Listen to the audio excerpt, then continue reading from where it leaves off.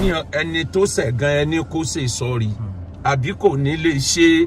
tó bá ti ṣe ó tán ìyẹn ṣe dàrú tó yìí kò sí ẹni tó lè sọ pé ẹ̀ẹ̀tàn ní jọṣepọ̀ ju tàtẹ̀yìnwá lọ. ẹ̀yin èèyàn mi ẹ wò ó àáfàá Súnà ti padà ṣe apology video ìyẹn fún King Dr. Saheed Òṣùpá àti Alhaji Shehu Jamiu àmì Ọlọ́run pẹ̀lú bàbá wa Kọ́lá Olóòtú Oríyọmí Òkìkí ọmọ Hamzat àti gbogbo àwọn olùfìmọ̀ pátápátá àti Pasuma fans club ẹ wò kí ló ṣẹlẹ̀ gangan bàbá wa Akéwùgbà Gold náà ni ó tọ ẹ̀yẹn àáfàá Súnà wá pé kò yẹ kó máa lọ bẹ́ẹ̀ Akéwùgbà Gold tí gbogbo àwọn èèyàn mọ̀ sí Alhaji Peace nítorí pé peacemaker ni bàbá yìí láti bẹ̀rẹ̀ pé kì í ṣojú òun ní gbogbo nǹkan báyìí ṣe máa dàrú ní Islam ṣe máa dàrú láàrin àwọn èèyàn pàtàkì ṣe máa dàrú ẹ wò ẹ jẹ́ kí n fi fídíò náà lẹ̀ kí gbogbo wa ká jọ wò anyway ẹ bá mi wò sàlẹ̀ níbi tán kọ subscribe sí ẹ kílìkì lé subscribe button yẹn fún wa ọwọ́ yín tẹ̀ fi ń bá a tẹ subscribe lágbára Elédùmarè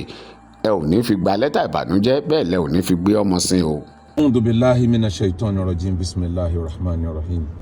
Àfáà Súnà mo kí yín ẹ kú gbìyànjú ẹ kú ọjọ́ mẹ́ta. Àkọ́kọ́ àdúpẹ́ t'Ọlọ́run dá wa lénìyàn tó bá dá wa léwúrẹ́ kò sí ní tá a fẹ́ ṣe. Ìkejì àdúpẹ́ p'Ọlọ́run dá wa mùsùlùmí tó bá ṣe wá ní ọ̀tá rẹ̀ kò sí nǹkan tá a fẹ́ ṣe. Nínú oore t'Ọlọ́run wá ṣe fún mùsùlùmí ni pé tí wàhálà bá dé kán wọ́nà àlàáfíà ní Quran fi sọ pé fasulihu khairun wọ́nà àlàáfíà is the best seeking for peace is the best so bó làlàáfíà ó ṣe jọba ẹ̀yin ni ẹ kì í ṣọ̀tá wa àti mọ́ra ọjọ́ ti pẹ́ láwọn ọjọ́ kan tí nǹkan kan ṣe ó láwọn dáadáa tẹ́yìn náà ṣe sí àwa tí wọ́n bá wá rí i pé wàhálà ń ṣẹlẹ̀ gẹ́gẹ́ bí mùsùlùmí èèyàn ò gbọ́dọ̀ wòran pàápàá jùlọ lọ́dọ̀ àwọn tí wọ́n jẹ́ bíi adopted father fún yín sórí nọ̀rọ̀ tí mo bá ṣe Jamiu àmì Ọlọ́run sọ mo gbọ́ pé ẹgbẹ́ ọ̀dọ̀ wọn fún ọdún 9 rí àbọ̀dún 7 kódà mo gbọ́ yí pé ẹrú Ọlọ́run tó wá jẹ́ aláàánú yín lénìí wọ́n lẹ́ẹ̀mọ́ ẹ sì mọ àwọn àti ẹ̀ náà pọ̀ tẹ́lẹ̀tẹ́lẹ̀ tó túmọ̀ sí pé ó ṣeé ṣe kó jẹ́ pé tú àwọn lẹ́ fi mọ ẹrú Ọlọ́run yẹn. mo wá mọ Alhaji Saheed Òṣùpá náà gẹ́gẹ́ bí olólùfẹ́ mi tipẹ́tipẹ́ over 20 years ago ńlá tíjọ wà. mo mọ Alhaji Saheed púpọ̀ mo mọ̀ pé ní tí àníyàn rẹ̀ fúyẹ́ ni bẹ̀tẹ̀ nìkan ní tẹ́gbẹ́ tó bá rí nǹkan tó bínú abínú wúrúwúrúwúrúwúrú kì í ṣẹni tó máa ń dìyàn sínú. bẹ́ẹ̀ bá l'opportunity àti bá àwọn tí wọ́n ló kọ nínú ayé rìn Àfáà Súnà oríire ni mo ṣe wáàsí kan of recent tí mo sọ yìí pé nǹkan 4 lèèyàn máa ń gé lára olówó kì í ṣowó nìkan ń bẹ nínú èèyàn tẹ́ bá rìn láyé tó jẹ́ pé ẹ̀ ní gé ní owó lárí lára ẹ̀ connection lẹ́gẹ̀ẹ́ ń bẹ nínú èèyàn tẹ́ bá rìn tó jẹ́ pé ẹ̀ kàn máa forúkọ ẹ̀ dẹ́rù bá àwọn ọ̀tá yín ni nísìnyí bẹ́ẹ̀ náà àwọn èèyàn tẹ́ bá rìn tó jẹ́ pé ẹ̀ kàn máa fi orúkọ ẹ̀ máa fi jàmàlà òórùn ọbẹ̀ rẹ̀ lẹ́ẹ̀fì máa jàmàlà gbogbo nǹkan kọ́ lówó gbogbo nǹkan kọ́ ni pé lágbájá ṣe fún mi Ọlọ́run tó dá wọn kálukú ó ti kádàrá bá sí rìn bí báwọn èèyàn yìí rìn bí ìgbà téèyàn bá electric rìn ní nínú ilé electric tí ń bẹ nínú ilé wa yẹn ó lè fún èèyàn ní ìmọ́lẹ̀ ó dẹ̀ lè ṣọ́ọ̀kì èèyàn téèyàn bá misando rẹ̀ ẹ ti báwọn èèyàn yìí rìn ẹ ti rí ìmọ́lẹ̀ Ọlọ́run ó ti wà nínú àkọsílẹ̀ kádàrá wọn kálukú àti táìmù tó rí òde bí àsìkò yẹn ò bá tó tí gbogbo ayé yìí bá ń kó bílíọ̀nù fún yẹn ò lè rọ́nà àti lọ. Orí Ọlọ́run ó máa ń deal pẹ̀lú time kí wàá lọ́nà àbáyọ tálàáfíà ó fi jọba ẹ ti ṣe gẹ́gẹ́ bí ọ̀rọ̀ tèmi àti yín ti sọ lẹ́yìn gbogbo ń tẹ́ ṣe èyí tó burú jù bẹ́ẹ̀ ò ní pẹ́ gbé voice message jáde òfin Nàìjíríà wà láwọ̀ ẹ̀ Ọlọ́run tó dá wa gan wà láwọ̀ rẹ̀ ẹni tó tú àṣírí ànábì níjọ́sí tó sọ̀rọ̀ fún ní kọ̀rọ̀ mo sọ ń bi wá sí yẹn náà ó ní níta ànábì dìtámì pé òun ó ṣe fún un àmọ́ ńgbà tó tọrọ àforíjìn ànábì padà àforíjìn náà ni a sì rẹni tí ó jẹ́ pé òun ló ti Zainab ọmọ ànábì ó wà nínú oyún ó sì ti ṣubú lórí ràkúnmí níjọ́ tó gbọ́ pé ó ń lọ bá bàbá ẹ̀ ní Maka ó ń lọ bá bàbá ẹ̀ ní Medina wọ́n sì pàdé ẹ̀ wọ́n dẹ̀ ti ṣubú ọmọbìnrin yẹn bleed kú ni toyúntoyún níjọ́ tó tọrọ àforíjìn ànábì padà àforíjìn tí ò bá sí pọ́lọ̀ ń dá wa lé nìyàn àní mọ̀ sẹ́ra wa ìsúnmọ́ra ẹni la fi ń sẹ́ra ẹni ejò kì í sán ẹni tó bá jìnnà sí ẹni tó bá close sí ni àmọ́ ní tó dáa jù ní kéèyàn ò ṣe mistake kó dẹ̀ realize pé mo ṣe mistake èyàn ò lè jàre tán èyàn ò dẹ̀ lè jẹ̀bi tán gbogbo àwọn tẹ́ ẹ jọ ń fa ọ̀rọ̀ yìí náà àwọn náà ò lè jàre tán ẹ̀yin náà ò lè jẹ̀bi tán yóò níbi tó ń kálukú kù sí bẹ́ẹ̀ tọmọdé bá ṣe àgbà ọmọdé ni abẹ́bẹ̀ bágbà bá ṣe ọmọdé ọmọdé náà ni abẹ́bẹ̀ tá a bá wá ń dárúkọ àgbà ọlọ́run ò fi ọjọ́ orí tó àgbà bọ́lọ́run bá ti gbé ẹnìkan sípò àgbà ipò bàbá kéèyàn gbà pé ipò bàbá lélẹ̀ àti Sheikh Jamiu àmì ọlọ́run àti ọba orin Saheed Òṣùpá kò sí ẹni téèyàn lè bá jànú wọn tínú tèmi náà ò dùn àmẹ́yìn náà wá ní ẹ̀jẹ̀ mi lẹ́yìn náà ìlú yín papọ̀ mọ́ tèmi ìrìn àjò ayé yín ò papọ̀ mọ́ tèmi níjọ́ àwọn ọjọ́ kan bẹ tẹ́yìn náà ti ṣèrànlọ́wọ́ fáà náà nù ayé tó bá wá rí bẹ́ẹ̀ kò sí tó níbẹ̀rẹ̀ tí ó kì í lópin àríru eléyìí rí àfindẹ́rù bọ̀ lọ́rọ̀ ni àwọn olóṣèlú tí wọ́n para wọn lọ́mọ yanra wọ́n bọn níjọ́ campaign tí wọ́n ìbáwọn náà tún padà jọ ṣe yìí ẹ wá dúró àwọn tí wọ́n ti bú Tinubu sẹ́yìn tó padà sọ di mínísítà sọ wọ́n di ambassador lẹ́nu ẹ wá dúró àwọn ẹ wò for example lọ́yọ̀ state tí wọ́n bá sọ pé gómìnà Akálà àti gómìnà Ajímọ̀bí wọ́n padà jọ jókòó pọ̀ èyí ò ní ọ̀rọ̀ ni ládùúrò ebú tí wọ́n ti jọ búra wọn tó lóṣèlú bá ní àníyàn tó fúyẹ́ kí ló ṣàwa mùsùlùmí tá a já fa tá a ní lè forgive ara wa ẹni ẹ̀ṣẹ̀ àmọ́ o ṣurutu tauba thalatha mẹ́ta ni májẹ̀mú tútúbá àkọ́kọ́ ni kẹ́ni tó ṣe mistake kó realize pé n tí mo ṣe yìí àwọn èèyàn sọ fún mi pé mo kó kù díẹ̀ mo gbà bẹ́ẹ̀ pé mo ṣe mistake ìkejì ni kó regret n tó ṣe pé n tí mo ṣe yìí ò dáa ìkẹta ni kó dà níyàn kó òun ò ní padà síbẹ̀ mọ́ kó máa wá ṣe dáadáa míì kó fi follow ẹ̀ báàrin yẹn ṣe dàrú tó yìí kò sí ẹni tó lè sọ pé ẹ̀ẹ̀tàn ní jọṣepọ̀ ju tàtẹ̀yìnwá lọ kò sẹ́ni ó lè sọ bẹ́ẹ̀ ọwọ́ Ọlọ́run làjọṣepọ̀ wà níjọ́ tẹ́ pàdé ẹ̀yin kọlẹ̀ mọ́ra yín pàdé Ọlọ́run ló mú yín pàdé níjọ́ tẹ́ túkásá ìtọ́nà ló gbédé níjọ́ tẹ́ bá tún jọ ṣepọ̀ padà ọwọ́ Ọlọ́run náà ló wà ọjọ́ mélòó la lò láyé táwọn ẹ̀wù rìn odidi ọdún kan tá a bá kà is 365 days a bá léèyàn lo 100 ọdún láyé ó mì pé ó ń tàn wọ́n ò tí ì lo 40,000 tán 365,000 ń ló tí ì lò so ọdún mélòó la fẹ́ lò láyé tá a sọ pé ìjà lásà máa jà fi káwọ́ náà àlàáfíà so ìdí nìyí kódà bínú sì ń bí àwọn tọ́rọ̀ kan màá fẹ́ kẹ́yìn ó gbé ọwọ́ pé ẹ ṣàforíjì fún mi mo regret aspect báyìí mo ti sọ fún yín pé àwọn náà ò lè jàre tán ẹ̀yin náà ò lè jẹ̀bi tán so ẹ jẹ́ ká láàfíà òjọba kán tiẹ̀ mọ́ sọ àwa mùsùlùmí lẹ́nu mọ́ pé ó ń jà ní wá ń gbogbo ìgbà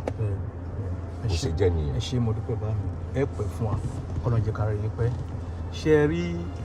bọ́lọ̀ ṣe dá yín tó wá fi yín sí olórí fún wa nílẹ̀ Yorùbá tẹ̀ tó wá ń play role peacemaker Ọlọ́run jẹ́ ká wá yín ti báyìí gbogbo nǹkan tọ́lọ́run bá ṣe fún yín Ọlọ́run ní fọwọ́ bàjẹ́ kan mo dúpẹ́ bàbá mi Ọlọ́run jẹ́ ẹ̀gùn lẹ́mí ẹ ṣé mo dúpẹ́ mo ń fi àkókò yìí torí ẹ̀ tiẹ̀ ti sọ̀rọ̀ ẹ̀ ní sọ̀rọ̀ tán ẹni bí ọmọdé bá ṣe àgbà ọmọdé náà ni ó bí àgbàlagbà bí àgbàlagbà náà tí wọ́n bá ṣe ọmọdé náà ni ó bẹ àgbàlagbà tó eléyìí tí mo fẹ́ ṣe léni Ọlọ́run jọ̀ọ́ ṣàforíjì ẹ̀ṣẹ̀ ṣe fún mi mo á ń fi àkókò yìí